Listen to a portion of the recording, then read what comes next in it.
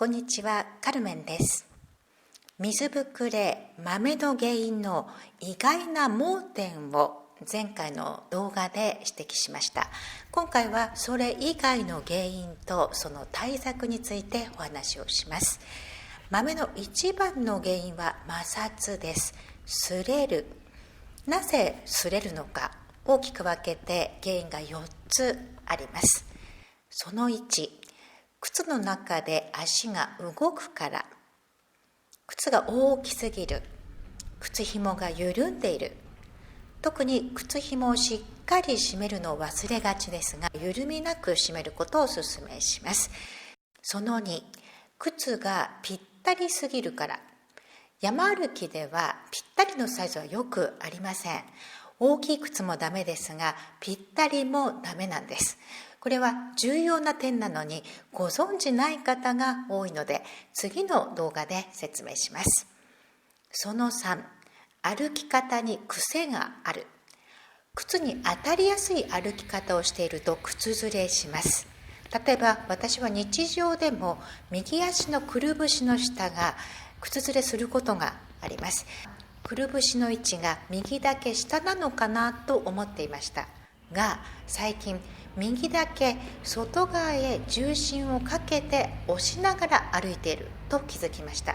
靴のせいでも足の形のせいでもなく、歩き方のせいだったんですね。それから以前は親指を上げてドスドス歩く癖がありました。よく爪が黒く内出血をしていましたが、自分で足指を靴に押し当てて歩いていたんですね。靴ずれだけではなく、膝、腰、足首の痛みにも関わってきます。歩き方に変な癖がないか、顎関節症や首など上半身のトラブルが姿勢の歪みから来ていることもあるので、ぜひ歩き方チェックをお勧めします。それから歩幅が大きい、足首を使いすぎる。これは街歩きでは問題ありませんが、山歩きには向きません。踏み出す一歩が大きいと斜めに力がかかって靴ずれをしやすくなります。ベタ足といって地面にベタッと平らに足をつけて歩く。これが登山で推奨される歩き方です。かかとから着地してつま先で蹴るではなく、足裏全体をつけて歩く感じです。フラット歩行。この言葉で情報を探してみてください。昔の巡礼情報ではすり足歩きと言われていました。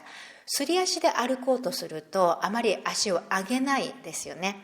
ベタ足という言葉が分かりにくいなら、すり足の感覚で足を動かしてみてください。特にかかと周りがよく靴ずれする人は、大きすぎる動きで歩いていないか注意をしてみましょう。その4、靴の中の突起物。靴の中に突き出たものがあると小さくても靴ずれします。靴下がよれていた、毛玉ができていた、小石が入っていた、こんなことも原因になるんです。夏は早朝に出発する方が多いですが、まだ寝てる方もいらっしゃるので、部屋の電気がつけれません。懐中電灯を頼りに暗闇で動くので、よれていたりかかとがずれているのに気づかない、そんな小さなことが靴ずれの原因となります。靴の小石もそうです。気にならないし痛くもないんですが、長時間の動きで摩擦が起きます。小石が入ったみたいと思ったらすぐに取りましょう。みんな歩いてるし荷物があるのでしゃがむのがめんどくさいんですが、後でいいやと思っていると気づいたら傷になっています。摩擦を緩和する対策として適した靴を選ぶ。靴紐はきちんと締める。そして靴下も意外に重要です。足裏やつま先部分、かかと部分が分厚めに補強されているものがおすすめです。クッションが入っていると衝撃を和らげて靴ずれを起こしにくくしてくれます。それから靴の中敷き、インソール。自分の足の靴に合っていることが大前提ですが、衝撃を吸収してくれるインソールが入った靴は膝の痛みも緩和してくれるし、マメもできにくくなります。別で買い足してもいいですが、靴と合わないこともあるので、もともと靴についている中敷きが優秀な靴があれば、そちらの方がおすすめです。水ぶくれができそうになったら、分厚めの大きな絆創膏を貼って皮膚をしっかりガードするのもいいです。私は夏にできそうになったと言いましたが、と思った時点で分厚い絆創膏を貼りました。そうすると外の皮膚がずれないです。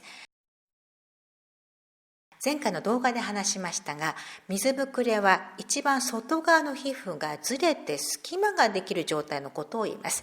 これが動かないように固定してあげてクッションをつけてあげると、水ぶくれの防止になるんです。足回りはどんな状態になっているのか、靴下を脱いだら観察して足元のケアをしていきましょう。今回は水ぶくれ、マメの原因と対策についてお話をしました。この一本前の動画も見ることをお勧めします。次はいよいよ一番重要な靴選びのお話です。